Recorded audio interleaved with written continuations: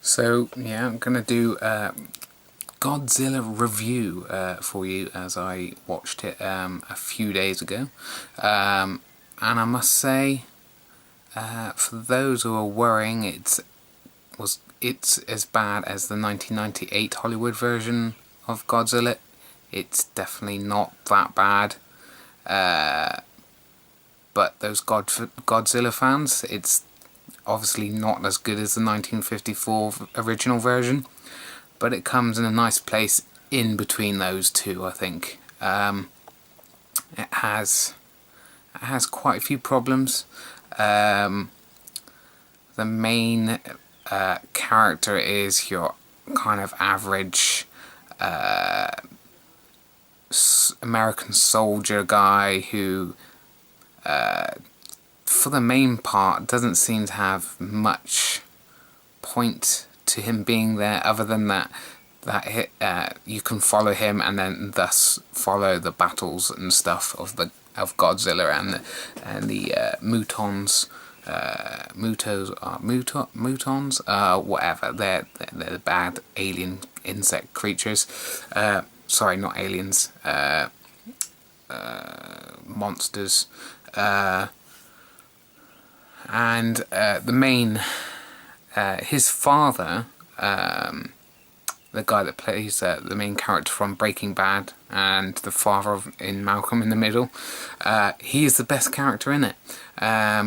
Unfortunately, you do not follow him for all of the story, unfortunately. I think he would have been a much better main character. Why they didn't do that, I don't know. They could have made the main character more interesting, or cut out some of his scenes, because it was a tad boring in places, just because it was following him, and I had no interest in him. He's got family, obviously, and he wants to protect his kids and his wife, and they're just as boring as him. The kid is just like spaced out for the whole film. He doesn't say anything.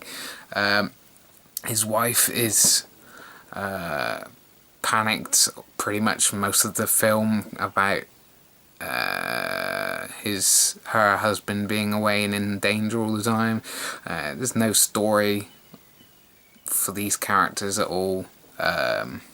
So yeah, it is a bit. I do agree with some people who are saying it's a bit boring, but not for the same reasons. They should have cut down a bit on the human element of this film and concentrated a bit more on the Godzilla and the monsters. Now, on that note, Godzilla himself, shall we get round to that one, shall we? He's pretty damn cool in this film. Now, for those who are fans of the Japanese Godzilla films, he is a lot more up your street than the 1998 version. There is some problems. He is a little bit fat, a little bit chunkier than I would have liked, especially around the neck area. I know I'm getting a bit pedantic here, but it did bother me a little bit. And his iconic roar/cry has been toned down into more generic. More of a generic just roar, which I was disappointed with. It's still there. It is still there, but it's you can just hear it. I was a bit disappointed with that, but I think I'm coming up to, yes, I have said I thought it was quite good, and all I've been doing is criticising it so far. But the Godzilla in this film does quite a lot look like a man in a rubber suit. Now, a lot of people can be complaining about that, but for a Godzilla fan, that is awesome. He does look just a lot like the original. He kicks ass. You want him to kick ass, and you get to see him kick ass. That's I wanted to do a little bit of a cheer when he did kick some ass. Now, on that note of him looking a bit more human slash like the original, he also does, yes, I know you're waiting for this, guys, those fans of the original, he does have his radioactive breath. That's right, he does do it. I was in the cinema and I was like, he's gonna do it, he's gonna do it, and he did do it.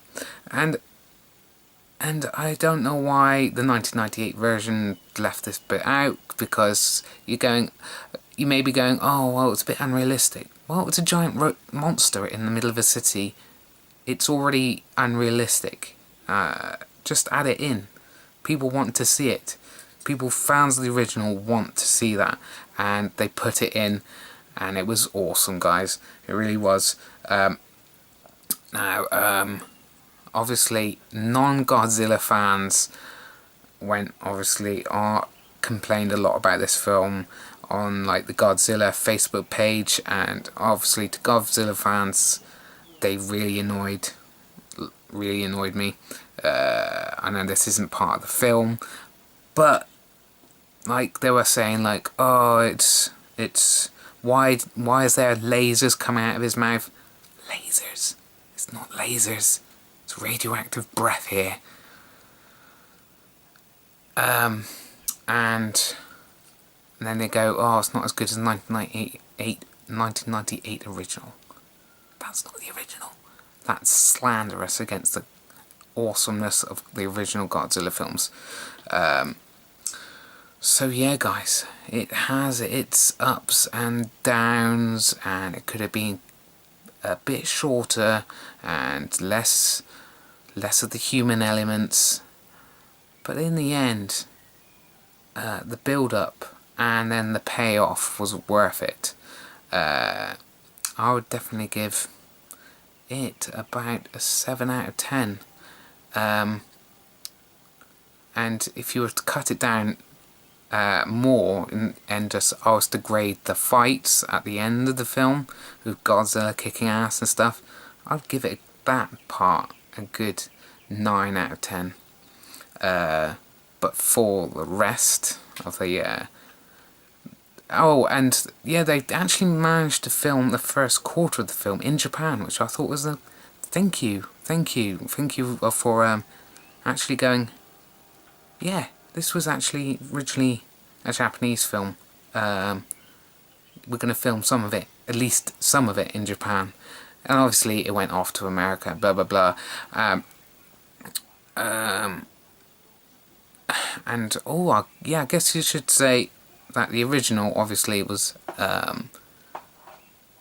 Godzilla was less the monster, but kind of like an animal caught in the middle of our human monstrous acts of the atomic bombs and testings that affected Japan during the war and after the war.